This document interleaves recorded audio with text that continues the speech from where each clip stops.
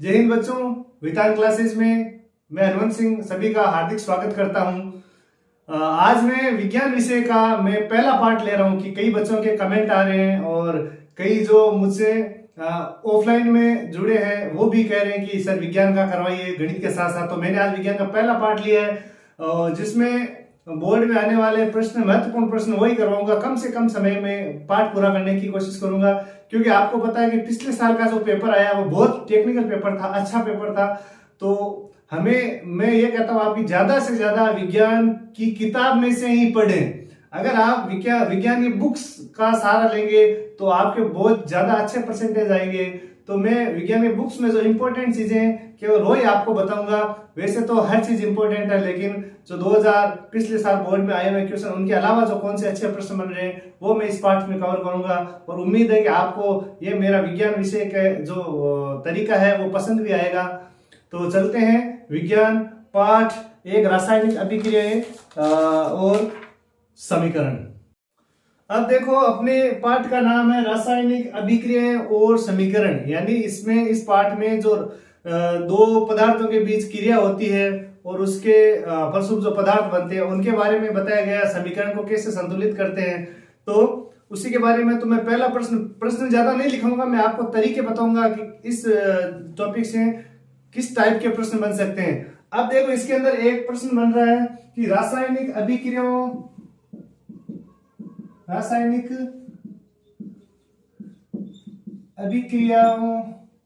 में क्या घटनाएं घटित हो सकती है।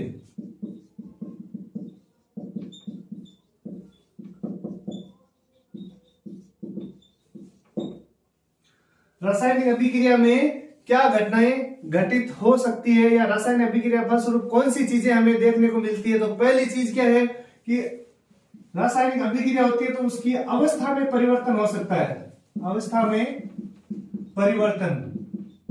दूसरी चीज क्या है, रासायनिक अभिक्रिया के फलस्वरूप उन यौगिकों में जो बन रहे उत्पाद उनमें और जो पहले अभिकारक थे उनमें रंग में परिवर्तन हो सकता है।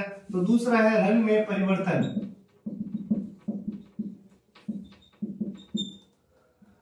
तीसरी चीज क्या हो सकती है, तीसरी रासायनिक अभिक्रिया के फलस्वरूप गैस का निकलना, यानी कोई गैस उत्सर्जित हो सकती है, गैस का निकलना है उत्सर्जन।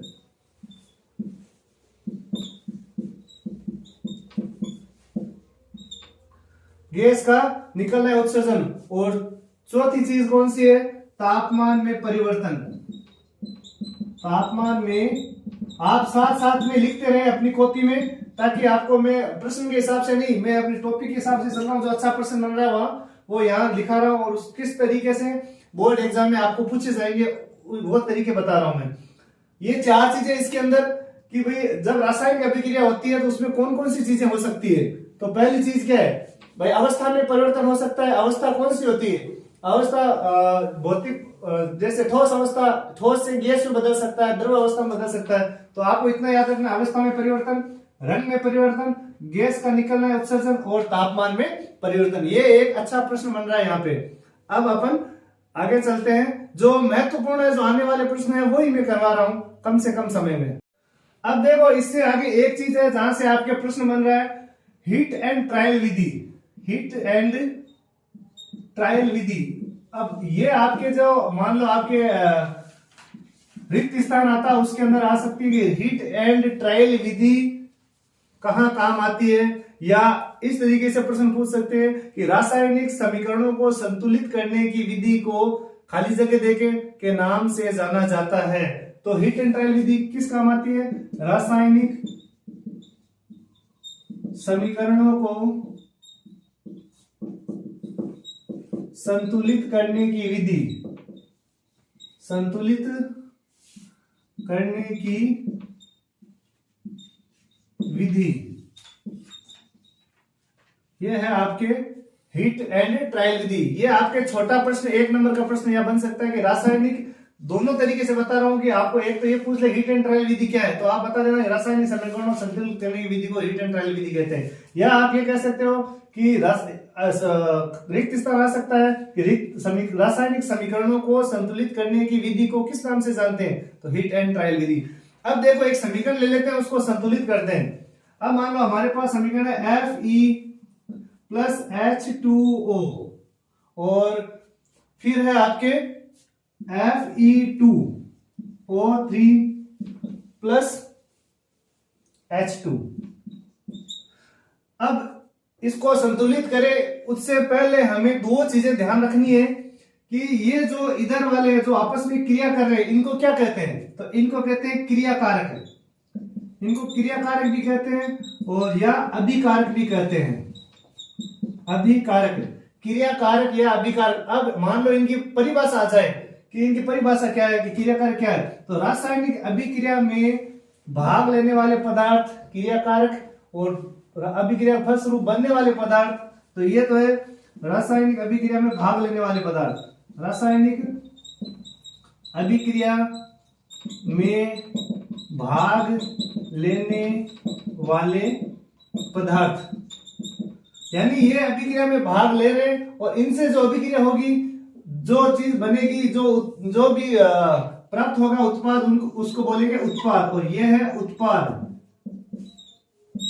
यानी अभिक्रिया के फलस्वरूप बनने वाले पदार्थ उत्पाद कहलाते हैं। तो ये इनकी परिभाषा कैसे लिखेंगे, अभिक्रिया के फलस्वरूप बनने वाले पदार्थ, अभिक्रिया के फलस्वरूप बनने वाले पदार्थ।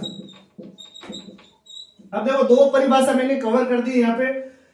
जो ये इस साइड बाएं पक्ष में जो है तीर के निशान से पहले, उनको क्रियाकारक या अभिकारक दोनों नाम भी दे सकते हैं। खाली जगह में आ सकता है कि रासायनिक अभिक्रिया में भाग लेने वाले पदार्थ खाली जगह कहलाते हैं, तो वहां लिखना आपको क्रियाकारक या अभिकारक। तो इसकी परिभाषा भी नीचे लिख दी ताकि दोनों आपको समझ में आ जाए। और इन अभिक्रिया के फलस्वरूप बनने वाले जो पदार्थ है उनको उत्पाद कहते हैं। यहाँ लिख दिया मैंने, अभिक्रिया के फलस्वरूप बनने वाले पदार्थ उत्पाद। ये है आपके दो परिभाषा मैंने कवर कर दिए।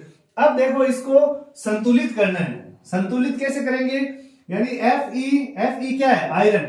इनके नाम भी आपको याद रखने हैं, आयरन। पिछली बार बोर्ड में जो बोर्ड परीक्षा हुई थी उसमें यह पूछा था कि लोहे की भाप के साथ होने वाली अभिक्रिया लिखिए। भाप यानी जल, तो लोहा और ये जल की अभिक्रिया और आगे जो उत्पाद बने, तो ये आयरन है, ये जल है, ये आयरन ऑक्साइड है और ये H2 गैस है, हाइड्रोजन गैस। अब देखो FeH2O, यहाँ पे Fe3O4 है, उससे वो कोई Fe2O3 भी बनता है जब जंग लगा लोहा बनता है तो उसमें। तो यहाँ जो दिया हुआ वो ले लेते हैं एक बार। अब देखो यहाँ सबसे ज्यादा परमाणु किसके, O के हैं। कितने हैं, 4। तो यहाँ भी 4 कर दो। अब यहाँ O के कितने, 1, तो यहाँ लिख दिया 4। तो O के कितने हो गए, 4 परमाणु, यानी ये 4 H के भी है और लेकिन H के 2 और है, तो 4 और 2 को गुणा के H के 8 परमाणु हो गए और O के 4। तो O के तो 4 बराबर हो गए। अब H के कितने, 8 हो गए। 8 कैसे होंगे, यहाँ 2 है तो H के हो गए 4, तो H के भी 8 हो गए और यहाँ तक संतुलित हो गया। अब Fe3 आयरन के कितने, 3 है, तो यहाँ 3 किया तो ये हो गया आपके संतुलित। तो Fe3 3, ये 3 आयरन के हो गए और O के 4 थे, हमने 4 किया तो यहाँ 4 लिखना पड़ा, तो H के 8 हो गए, तो H2 था 4 लिखा है, यहाँ 8 हो गए और ये आपके संतुलित हो गया। तो इस प्रकार हमें पिछली बार एक संतुलित करने के लिए एक समीकरण भी दिया था। तो अगर संतुलित करना आ जाए तो आपको सबसे बड़े ज्यादा वो पूर्णांक वाले तत्व लेना है और उनको फिर संतुलित करना है। अब चलते हैं आगे। अब इससे आगे है रासायनिक अभिक्रियाओं के प्रकार। अब देखो रासायनिक अभिक्रियाओं के प्रकार में पिछली बार बोर्ड में आपके अपचयन, उपचयन, ऊष्माशोषी और ऊष्माक्षेपी ये आपके पूछे गए थे। अब ये कम इंपॉर्टेंट है, इससे अलावा जो भी क्वेश्चन है वहां से अच्छे क्वेश्चन बन रहे हैं वो मैं आपको बताऊंगा। तो पहली अभिक्रिया आपके संयोजन अभिक्रिया, पहली है संयोजन अभिक्रिया।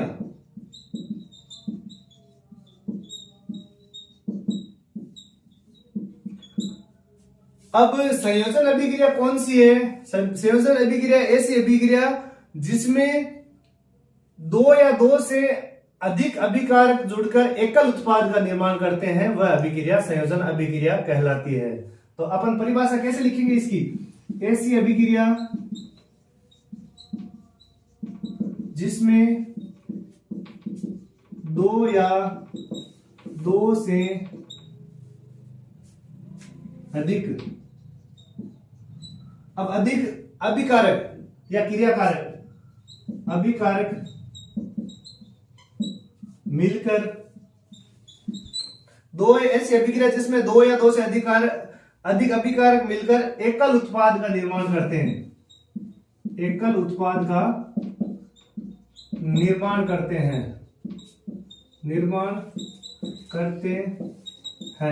कौन सी अभिक्रिया कहलाती है? संयोजन अभिक्रिया कहलाती है।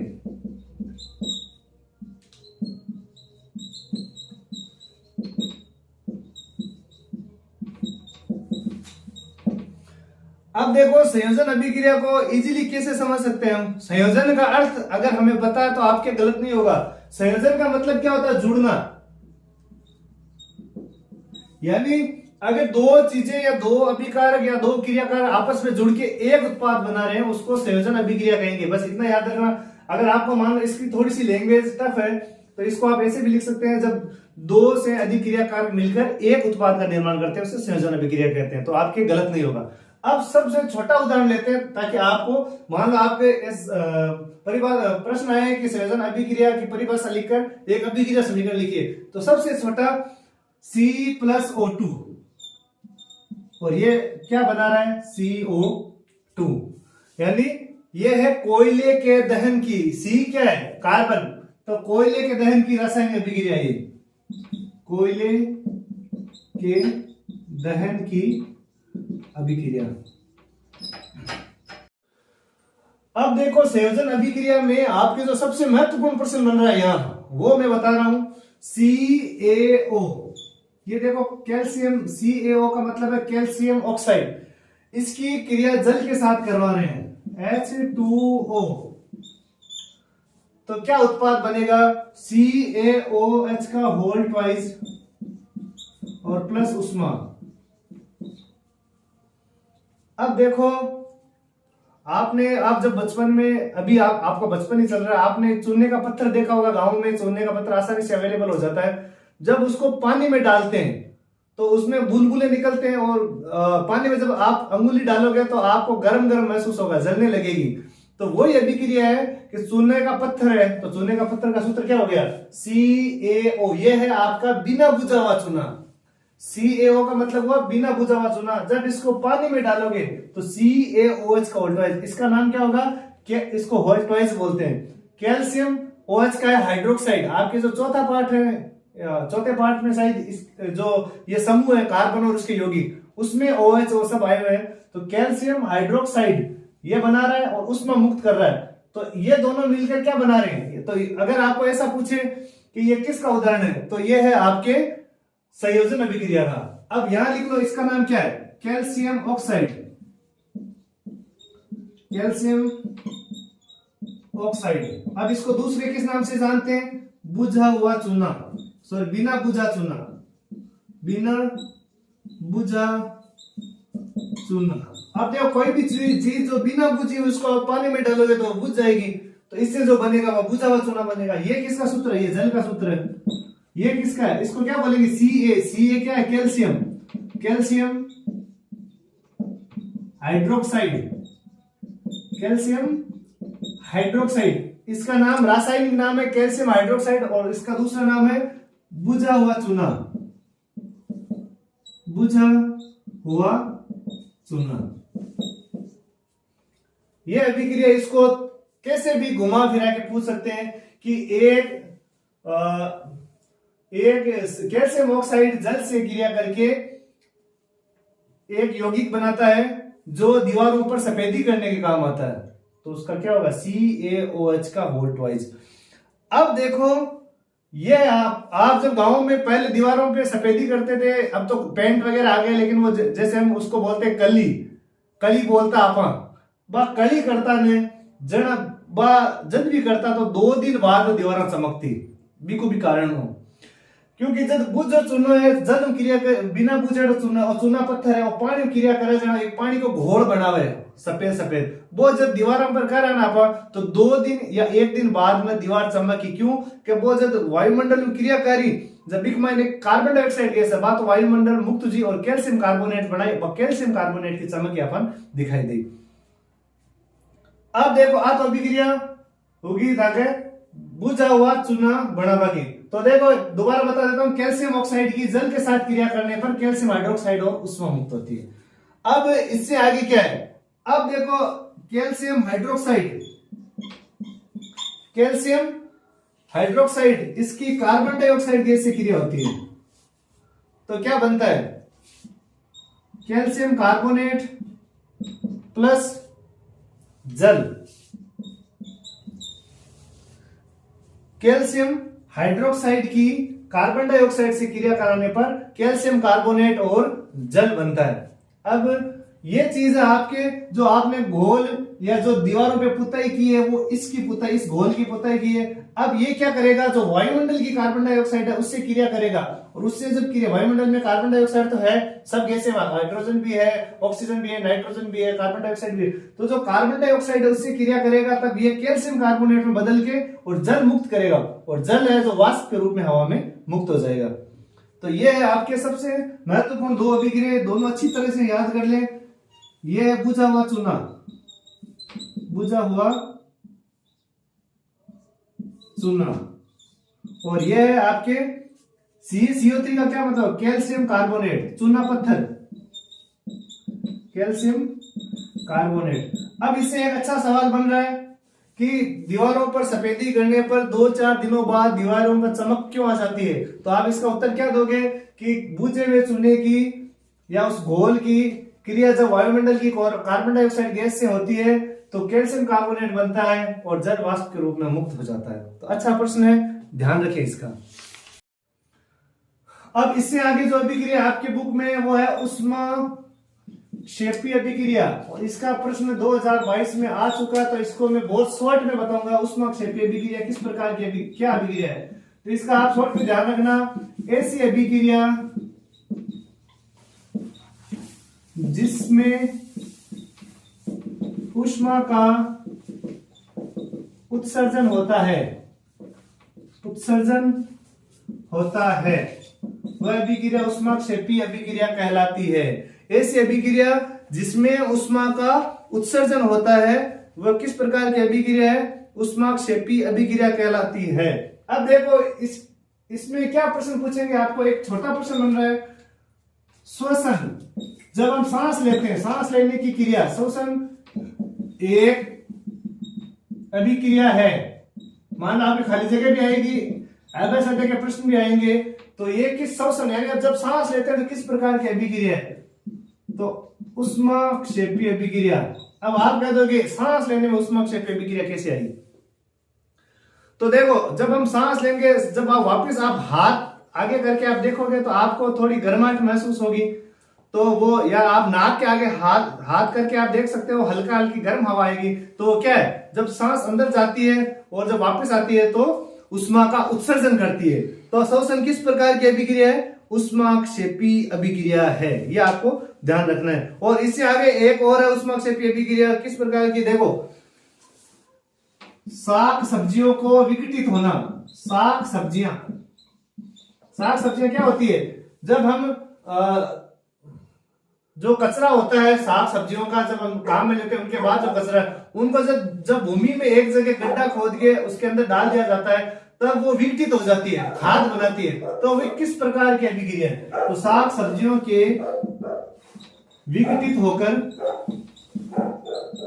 कंपोस्ट बनना अभिक्रिया है। ये भी अच्छा प्रश्न है, तो ये भी क्या, ऊष्माक्षेपी अभिक्रिया है। यानी जब खाद बनती है तो वो खाद अंदर से गर्म होती है, यानी जमीन की गर्मी, और वो विघटित होकर ऊष्मा देती है, वो ऊष्मा देती है, तो इसका मतलब वो कौन सी अभिक्रिया होगी, ऊष्माक्षेपी अभिक्रिया होगी। और एक आपके अभिक्रिया है प्राकृतिक गैस के दहन का, प्राकृतिक गैस का दहन। ये दो प्रश्न अच्छे प्रश्न है, इनको आप ध्यान रखना। ये तो अभिक्रिया पिछले साल आ चुकी है, दो एफएसआई के लिए आपके अच्छे प्रश्न है। प्राकृतिक गैस के दहन की अभिक्रिया है तो कौन सी, CH4 प्लस O2। CH4 क्या है, मेथेन। ये आगे वाले पार्ट में आपको बताऊंगा मेथेन का अणु संरचना किस प्रकार की है, चौथे पार्ट में कोशिश करूंगा कि जल्दी जल्दी आपके लगभग पार्ट में कवर कर लूं जो ज्यादा नंबर के। CH4 मेथेन की ऑक्सीजन से क्रिया होने पर CO2 plus H2O, CO2 plus H2O और क्या मुक्त होती है, ऊर्जा मुक्त होती है। जब मेथेन को जलाते हैं तो मेथेन की ऑक्सीजन के साथ क्रिया होती है तो क्या बनता है, कार्बन डाइऑक्साइड, जल और ऊर्जा। और ये जो ऊर्जा मुक्त हो रही ना, इसी से पता चल रहा है कि कौन सी अभिक्रिया है, ऊष्माक्षेपी अभिक्रिया है। ऐसी अभिक्रिया जहां जिसमें ऊर्जा मुक्त होती है, जिसमें ऊर्जा उत्सर्जित होती है, वो ऊष्माक्षेपी अभिक्रिया है।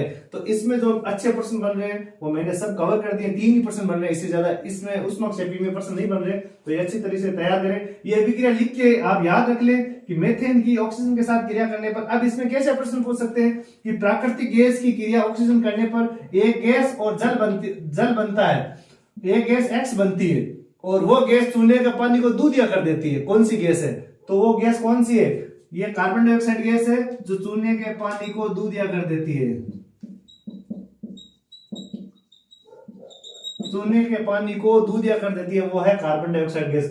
उसको थोड़े से डिफरेंट वे में, थोड़े से टेक्निकल वे में इस तरीके से पूछ सकते हैं, बाकी आपको इसी तरीके से पूछेंगे। तो यह है ऊष्माक्षेपी से आधारित प्रश्न। अब देखो इससे आगे अभिक्रिया है वियोजन अभिक्रिया। वियोजन का अर्थ क्या होता है, वियोजन का अर्थ होता है टूटना। ऐसी अभिक्रिया जिसमें कोई यौगिक अपने दो या दो से अधिक उत्पादों में टूट जाता है या वियोजित हो जाता है, वो अभिक्रिया वियोजन अभिक्रिया कहलाती है। तो ऐसी अभिक्रिया, इसका भी ध्यान रखना, ये आपकी बार आ सकती है आपके। ऐसी अभिक्रिया जिसमें कोई यौगिक अपने दो या दो से अधिक उत्पादों में टूट जाता है, अधिक उत्पादों में टूटने से ज्यादा आप वियोजन लिखो, उत्पादों में वियोजित हो जाता है, वियोजित हो जाता है, वो अभिक्रिया वियोजन अभिक्रिया कहलाती है। वियोजन अभिक्रिया कहलाती है। यानी ऐसी अभिक्रिया जिसमें कोई यौगिक जब उसको गर्म करते ताप द्वारा गर्म करने पर वो अपने दो या दो से अधिक उत्पादों में टूट जाता है, वियोजित हो जाता है, वो कहलाती है वियोजन अभिक्रिया। अब देखो FeSO4, यह है फेरस सल्फेट का क्रिस्टल। जब हम इसको उष्मा देंगे, या आप यहां लिख दें कोई यौगिक गर्म करने पर, ये यहां लिख दें गर्म करने या उष्मा देने पर, FeSO4 फेरस सल्फेट के क्रिस्टल को जब हम उष्मा देंगे तो वो ये किस में बदलेगा, Fe2O3, Fe2O3 plus SO2 plus SO3, ये दोनों गैस हैं SO2 और SO3। तो ये क्रिस्टल है फेरस सल्फेट का। जब इसको उष्मा देंगे तो ये Fe2O3 SO2 और SO3 में बदलेगा। ये है सॉलिड और ये भी क्रिस्टल है तो सॉलिड है S। जब इसमें देखो कई जगह आपको S लिखा हुआ मिलेगा तो ये आप सॉलिड, L लिखा हुआ है इसका मतलब हुआ लिक्विड, और G लिखा हुआ होगा इसका मतलब होगा गैस, और AQ लिखा होगा उसका मतलब है जलीय विलयन। ये भी ध्यान रखें आप, कई जगह आपको समीकरण में लिखे हुए मिलते हैं तो आपको पूछ ले S का मतलब सॉलिड, सॉलिड मतलब ठोस, L का लिक्विड, लिक्विड मतलब द्रव, और G गैस, गैस का मतलब गैस अवस्था में है, और AQ का मतलब है जलीय विलयन है, यानी जब घोला कोई चीज में विलयन बनाया हो उसका जलीय विलयन। अब देखो ये FeSO4 है फेरस सल्फेट, फेरस सल्फेट। अब इसको ये अभिक्रिया पूछ ले आपको दी हुई है कि कौन सी अभिक्रिया, तो ये अपने 3 क्रिस्टलों में यानी 3 उत्पादों में टूट रहा है, इसका मतलब यहाँ इसका वियोजन हुआ है। तो ये Fe2O3 ये तो हो गया फेरस ऑक्साइड, और ये है ये गैस है सल्फर डाइऑक्साइड, और ये सल्फर ट्राइऑक्साइड, दो गैसें सल्फर डाइऑक्साइड, और ये है सल्फर ट्राइऑक्साइड ऑक्साइड। अब देखो इसको संतुलित करें, मान लो कैसे करेंगे, O के कितने हैं, सबसे ज्यादा O के 3 और 2 5 और 3 8 परमाणु है। यहाँ O के कितने 4 है तो यहाँ 2 लिख देंगे तो कितने हो जाएंगे 8। अब Fe के कितने हो गए 2, तो Fe के 2 है, S के भी 2 हो गए, एक SE और एक SE, इसका मतलब ये अभिक्रिया यहाँ 2 लिखने से पूरी संतुलित हो गई। तो ये है आपके वियोजन अभिक्रिया। इसमें एक इंपॉर्टेंट चीज और भी है, जब चूना पत्थर है कैल्शियम कार्बोनेट, जब कैल्शियम कार्बोनेट को आप, ये कैल्शियम कार्बोनेट,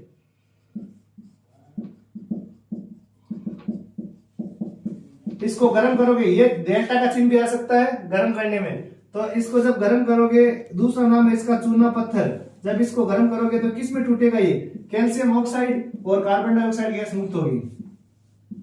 कैल्शियम ऑक्साइड और कार्बन डाइऑक्साइड, अब कैल्शियम ऑक्साइड क्या है आपके, बिना बुझा चूना, बिना बुझा चूना, और कार्बन डाइऑक्साइड आपको पता ही है, कार्बन डाइऑक्साइड गैस है, ये चूने का पानी को दूध दिया कर देती है। इसका उपयोग सोडा वाटर बनाने में किया जाता है। आग बुझाने के यंत्रों में भी, आग बुझाने का जो अग्निशमन यंत्र, उसमें भी कार्बन डाइऑक्साइड का उपयोग किया जाता है।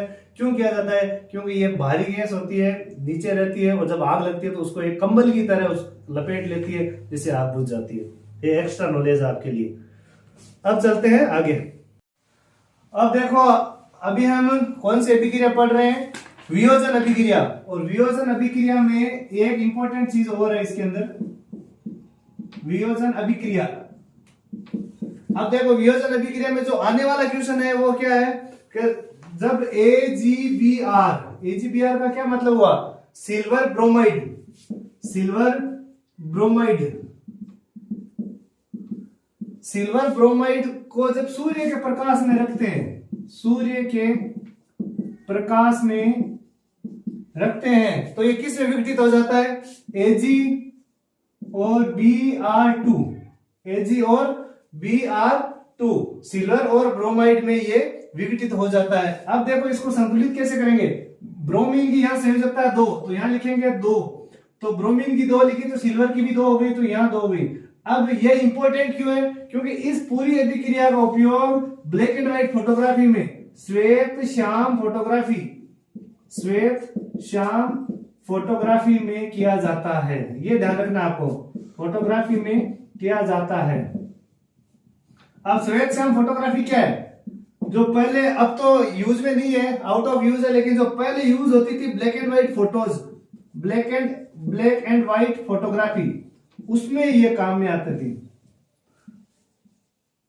जो रील होती है कैमरे के अंदर, जब आप उसको समझ सकते हैं, उसमें कौन सा विलियन होता है, जो रील के ऊपर जो विलियन लगा होता था, जो पहले कैमरे आते थे, रील आती थी, उसके अंदर सिल्वर ब्रोमाइड का जो लेप लगा होता था, जब उसको सूर्य के प्रकाश में जब बाहर निकालते थे तो विघटित हो जाते थे, यानी रील खराब हो जाते थे। वही अभिक्रिया ये कि ब्लैक एंड व्हाइट फोटोग्राफी में काम आने वाली अभिक्रिया लिखो, तो ये अभिक्रिया होगी उसकी AgBr, सूर्य का प्रकाश, ये Ag और Br2 में विघटित हो जाता है। और एक अभिक्रिया और है, वो अलग है, AgCl, AgCl, सिल्वर क्लोराइड की अभिक्रिया, ये भी विघटित हो जाता है Ag प्लस Cl में, Cl2 में, यानी ये क्या है, सिल्वर क्लोराइड, सिल्वर क्लोराइड भी क्या, सूर्य के प्रकाश में विघटित हो जाता है। तो सूर्य का प्रकाश, अब यहां देखो, क्लोरीन की कितने, 2 परमाणु है, तो यहां 2 करेंगे तो Ag के भी 2 हो गए, तो 2 Ag, तो ये AgCl, सिल्वर क्लोराइड सूर्य के प्रकाश में विघटित हो जाता है, और Ag ब्रोमाइड भी विघटित हो जाता है, लेकिन इसका उपयोग ऊपर वाले अभिक्रिया का ब्लैक एंड व्हाइट फोटोग्राफी में किया जाता है। अब देखो, इससे आगे जो अभिक्रिया वो है विस्थापन अभिक्रिया। विस्थापन अभिक्रिया, विस्थापन का अर्थ क्या होता है, विस्थापन का अर्थ होता है हटाना, यानी ऐसी अभिक्रिया जिसमें एक अधिक क्रियाशील धातु कम क्रियाशील धातु को उसके यौगिक से विस्थापित कर देता है, ऐसी अभिक्रिया जिसमें एक अधिक क्रियाशील धातु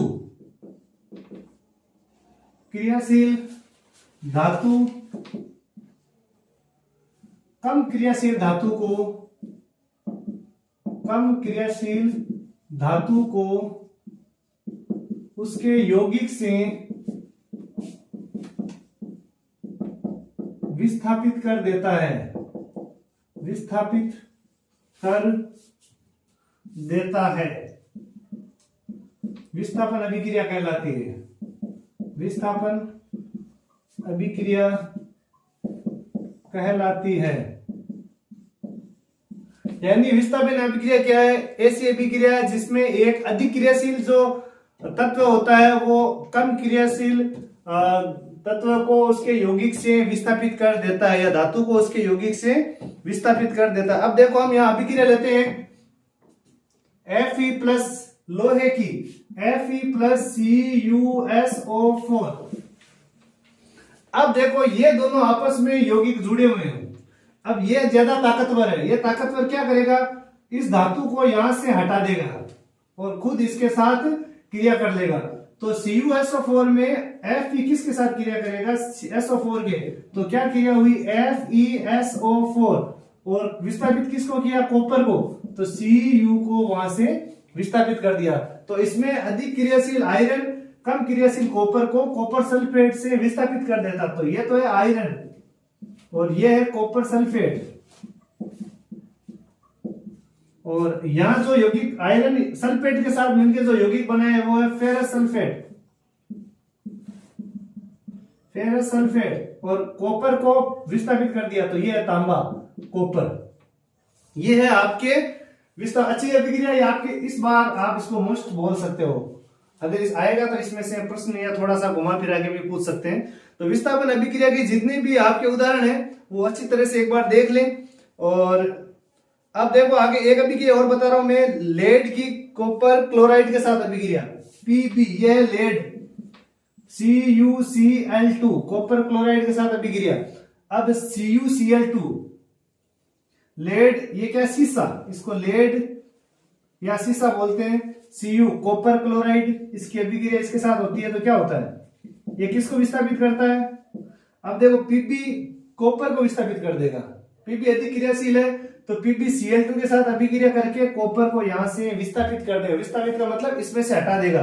तो क्या यौगिक बनेगा, PbCl2, लेड क्लोराइड और कॉपर अलग हो जाएगा Cu, ये बन गया लेड क्लोराइड और कॉपर अलग हो जाएगा। ये है आपके विस्थापन अभिक्रिया। इसमें ध्यान रखना है कि ये जो अधिक क्रियाशील धातु है तत्व है वो कम क्रियाशील को विस्थापित कर देगा, यही विस्थापन अभिक्रिया है। अब हम पढ़ेंगे द्विविस्थापन अभिक्रिया। अब देखो इससे आगे पढ़ेंगे हम द्विविस्थापन अभिक्रिया। द्विविस्थापन अभिक्रिया की क्या परिभाषा होगी, परिभाषा आप याद कर ले अच्छी तरीके से। वे अभिक्रियाएं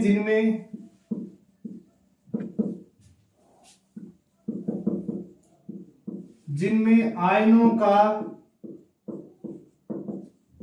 वे अभिक्रियाएं जिनमें आयनों का आदान प्रदान होता है, आदान प्रदान होता है, द्विविस्थापन अभिक्रिया कहलाती है। द्विविस्थापन अभिक्रिया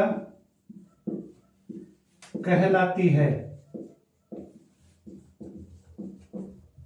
वे अभिक्रियाएं जिनमें आयनों का आदान प्रदान होता है द्विविस्थापन अभिक्रिया कहलाती है। अब देखो यहां हम उदाहरण ले रहे हैं Na2SO4 सोडियम सल्फेट।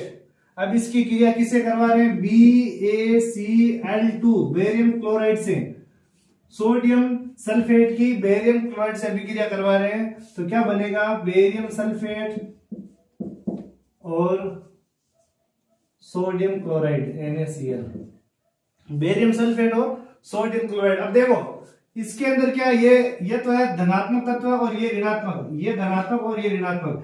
अब इसका जो धनात्मक तत्व है विस्थापन में क्या होता है, एक उसको विस्थापित कर देता है, लेकिन इसमें ये आयन है वो Cl से क्रिया करता है, यानी इसका धनात्मक इसके ऋणात्मक से और इसका ऋणात्मक इसके धनात्मक से क्रिया करता है।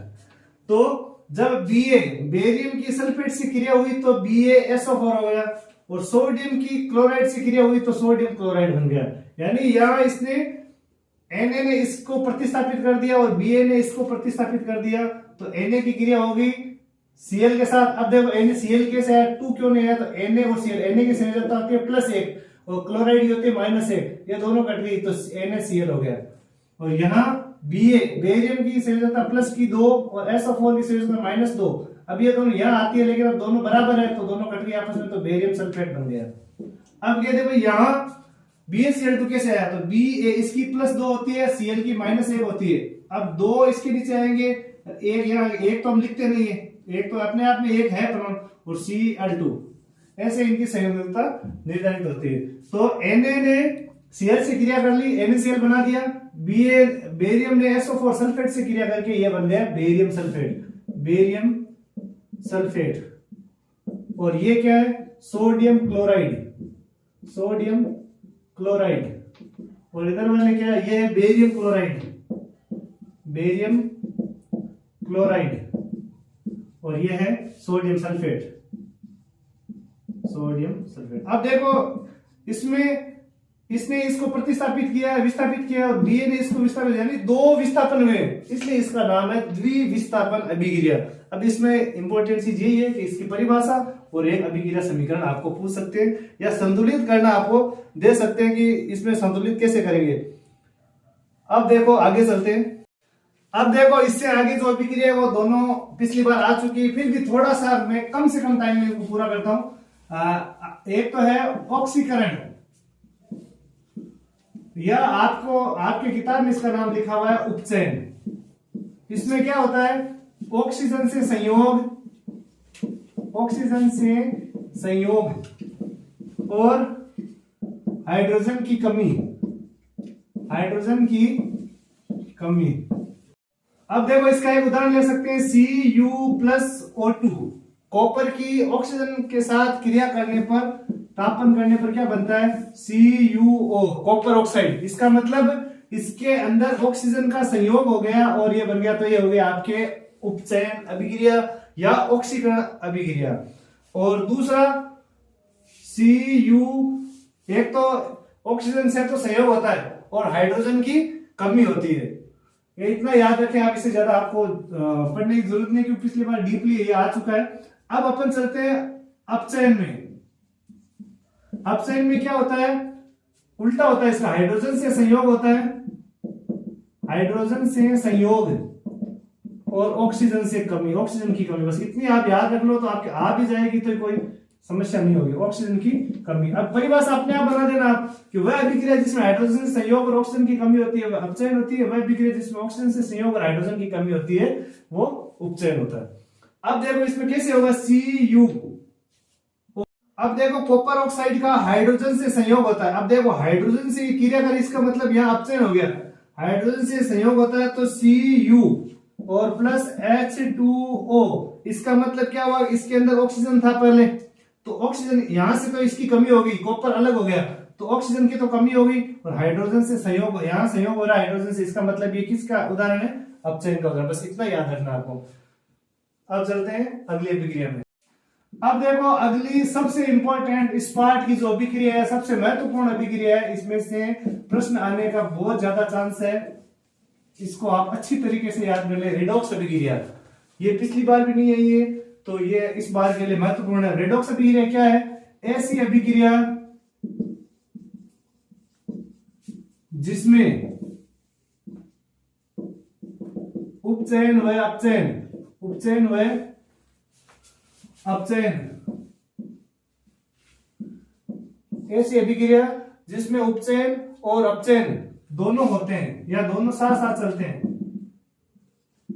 होते हैं, रेडॉक्स अभिक्रिया कहलाती है।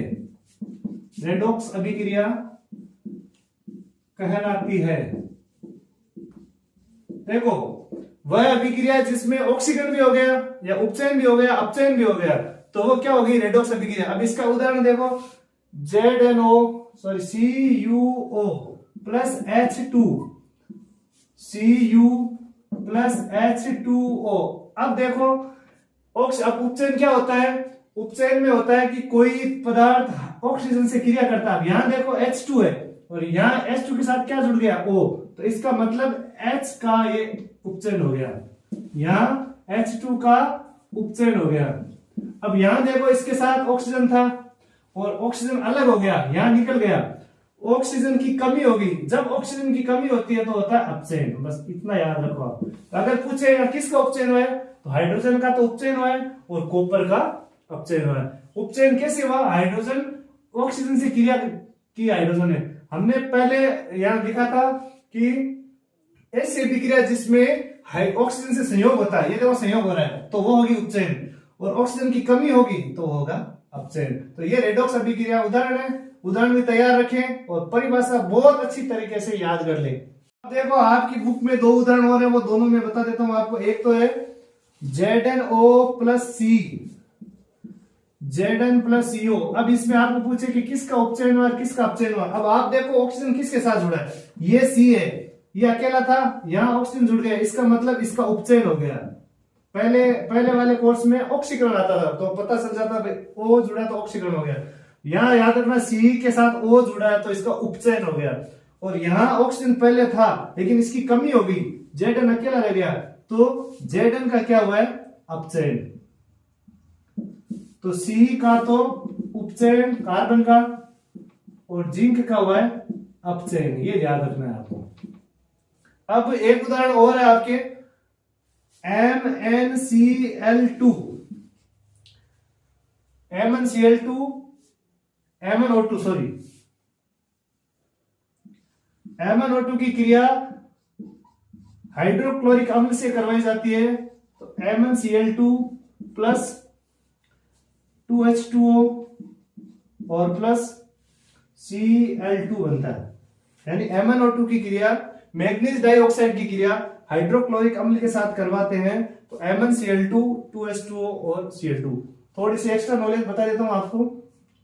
ये देखो HCl अम्ल ऐसा अम्ल है जो हमारे आमाशय में पाया जाता है, और आमाशय में ये क्या करता है कि हमारी अम्लता को नियंत्रित रखता है, अम्ल स्रावित कर। जैसे हम खाना खा रहे हैं, उसके साथ कोई जहरीली चीज या कोई कीट चला गया तो उसको मारने के काम आता है। लेकिन जब हम ज्यादा अम्लीय खाना खाते हैं तो पेट में अम्लता बढ़ जाती है, तो इसकी मात्रा बढ़ जाती है हाइड्रोक्लोरिक अम्ल की, और वो मात्रा किसे नियंत्रित होती है, इनो जैसे फ्रूट लवण, यानी milk of magnesium, magnesium hydroxide के जो लवण होते हैं ना, इनो बनता है, उससे हम उसका जब उसको हम पीते हैं तो पेट में वो क्षार होता है, अम्ल और क्षार क्रिया करके उदासीन हो जाता है, तो उनको आप एंटासिड भी कह सकते हैं, आगे वाले पाठों में आएगा इसलिए मैं बता रहा हूं। तो HCl अम्ल, और इससे एक चीज और होती है, HCl से अम्लराज बनता है, एक्वारेजिया। HCl और HNO3 को 3:1 में मिलाकर अम्लराज एक्वारेजिया बनाया जाता है, जिसके अंदर सोना भी पिघल जाता है, तो वो आगे आएगा। MnO2 ये मैग्नीज डाइऑक्साइड हाइड्रोक्लोरिक अम्ल से क्रिया करके। अब देखो O2 किसके साथ जुड़ा है, यहाँ H है, Cl के साथ जुड़ा हुआ था, लेकिन यहाँ H के साथ क्या जुड़ गया, O, तो हाइड्रोजन का क्या हो गया, ऑक्सीकरण हो गया, उपचयन हो गया, तो हाइड्रोजन का तो हो गया उपचयन। अब देखो कमी किस में हुई, हाइड्रोजन की।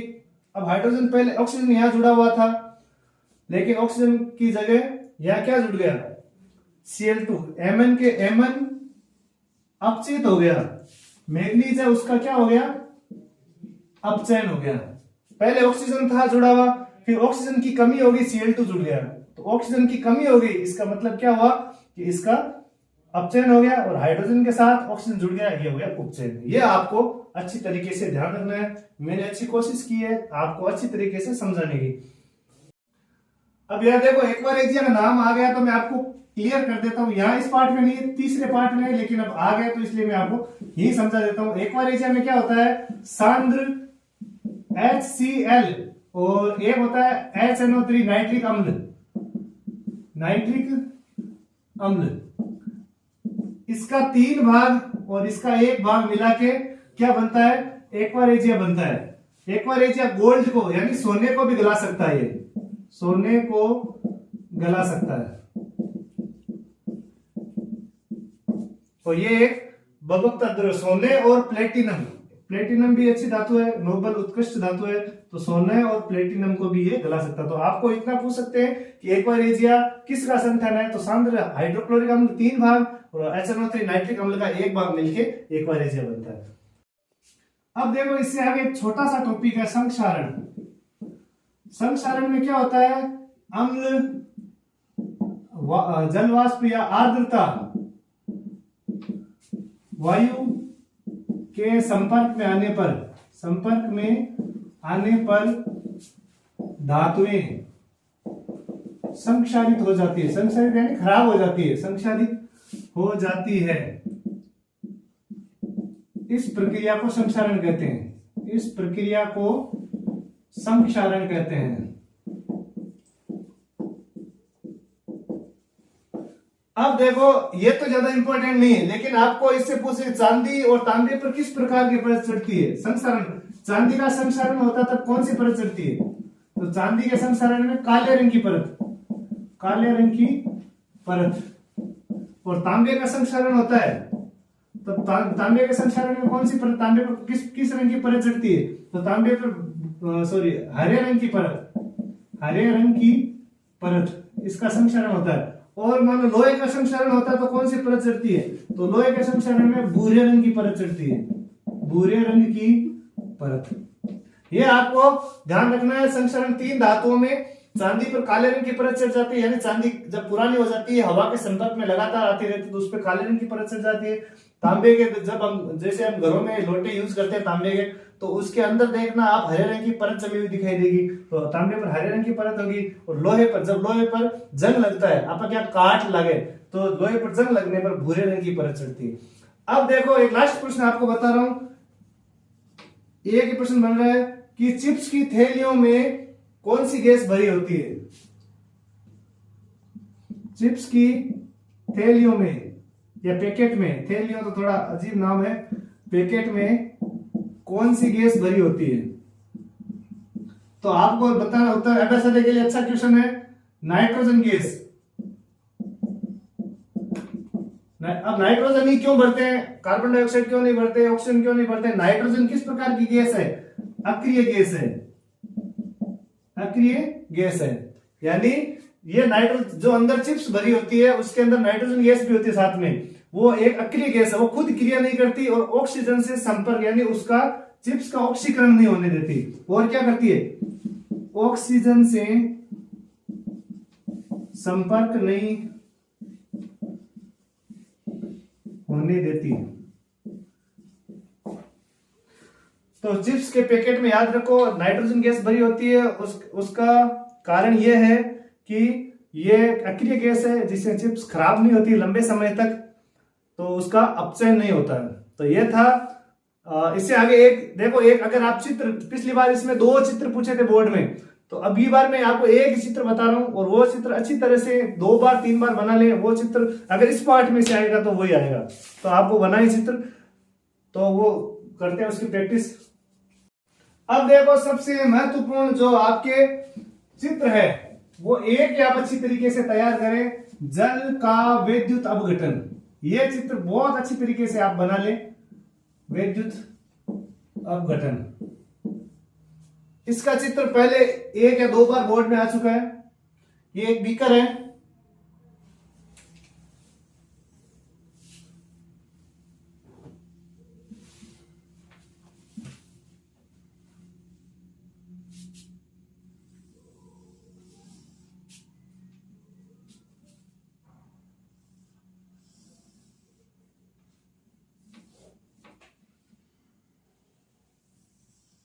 ये आपके है बीकर। अब आपको इसके अंदर ग्रेफाइट की 2 रोड लगानी, पानी इसके अंदर पानी भरना है।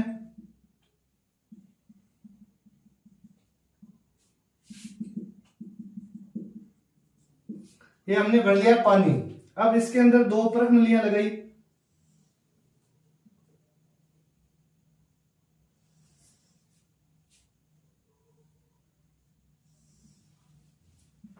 ये है आपके परख नलियां।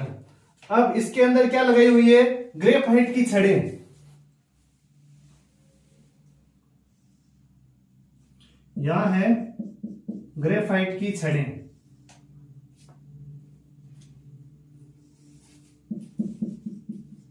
आपको बुक्स में अच्छा चित्र देखने को मिल जाएगा। और इसको कनेक्ट किया है 6 वोल्ट की बैटरी से।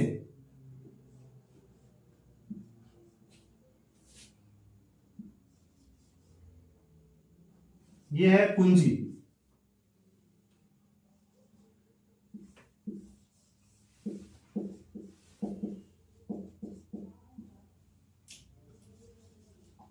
अब देखो इसमें एक चीज आप ध्यान रखें, अगर ये कुंजी यहां बिंदु नहीं लगा हुआ, इसका मतलब यह होगा कि कुंजी, अगर आपने भूल में से एक बिंदु भूल गए तो इसका मतलब होगा चित्र गलत हो गया।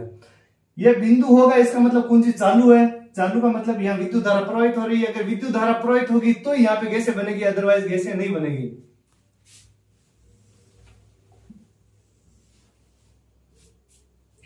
अब यह है प्लास्टिक, और देखो विज्ञान के चित्रों में सबसे इंपॉर्टेंट चीज क्या है वो आप ध्यान रखना। आप चाहे कितना ऐसा चित्र बना दो, अगर आपने नामांकित नहीं किया है तो फिर आपका कोई मतलब नहीं है चित्र बनाने का। अब यहां गैसों के बुलबुले बनेंगे पानी में, तो इसके अंदर एक तो है एनोड और एक है कैथोड। तो ये तो है एनोड और ये है कैथोड। ये है एनोड और ये कैथोड, और यहां रबड़ कॉर्क या डार्ट जो भी आप नाम यूज कर सकते हो। और ये क्या है, ये परख नली है, और ये ग्रेफाइट की छड़ें, ये जो बीच में है ये ग्रेफाइट की छड़ें। और ये है अंदर जल, इसके अंदर जल भरा हुआ है। और बाकी हमने अब जो इसमें गैस बनेगी वो तो बनेगी ऑक्सीजन, जो बुलबुले उठ रहे हैं। और इसमें जो बुलबुले बन रहे हैं वो किसके बन रहे हैं, हाइड्रोजन के बन रहे हैं। तो ये आपके जल के विद्युत अपघटन का चित्र की जल का जब विद्युत अपघटन करते हैं तो एक प्रणाली में एक साइड में एनोड पे ऑक्सीजन के बुलबुले बनेंगे और कैथोड पे हाइड्रोजन के बुलबुले बनेंगे। तो एक मग लेना है, उसके अंदर दो प्रणाली उल्टी, उसके अंदर ग्रेफाइट की छड़ें रबर कॉर्क से बंद करके इनको 6 वोल्ट की बैटरी से जोड़ना है। और जब इनमें धारा प्रवाहित होगी तो इसके अंदर एनोड पर ऑक्सीजन के बुलबुले और कैथोड पर हाइड्रोजन के बुलबुले आएंगे। तो ये है जल का विद्युत अपघटन का चित्र। तो यह था पहला पार्ट विज्ञान का रासायनिक अभिक्रिया समीकरण। उम्मीद है आपको पसंद आएगा। बहुत सारे बच्चों ने रिक्वेस्ट की थी और उसी की वजह से आज मैंने ये पार्ट लिया है। कोशिश करूंगा कि अगर आपको ये पसंद आए तो आप कमेंट बॉक्स में बताना मुझे कि आपको ये समझ में आया या नहीं। अगर कोई समस्या है तो जरूर बताएं, मैं आपकी समस्या का भी हल करूंगा। और अगर आपके अच्छे कमेंट आए और तो सुझाव आए तो मैं आगे भी कंटिन्यू करूंगा इनको, ताकि आपको फायदा मिल सके। और गणित के भी में इंपॉर्टेंट सवाल है वो कंटिन्यू अभी चल रहे हैं, तो मेहनत करते रहें। और एक चीज ध्यान रखें, केवल विज्ञान किताब में से ही पढ़े। मैं आपको यह सलाह दूं, अगर आपको ज्यादा से ज्यादा 100 में से 100 नंबर बनाने तो विज्ञान किताब में से पढ़े। ज्यादा दिमाग अपना ना भटकाएं। कोई अलग किताबें ज्यादा लाने का कोई मतलब नहीं है। बुक्स में बहुत सारा मैटर है, बहुत अच्छा मैटर दिया हुआ है, और इन्हीं में से आप सवाल बनाने सीख लो।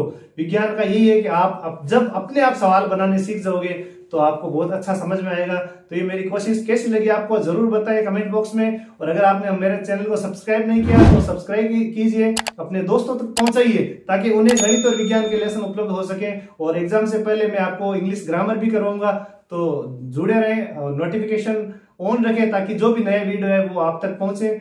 और मेहनत करते रहें, मेहनत का कोई विकल्प नहीं है, आप अच्छे परसेंटेज बनाओगे। और इन्हीं शुभकामनाओं के साथ धन्यवाद।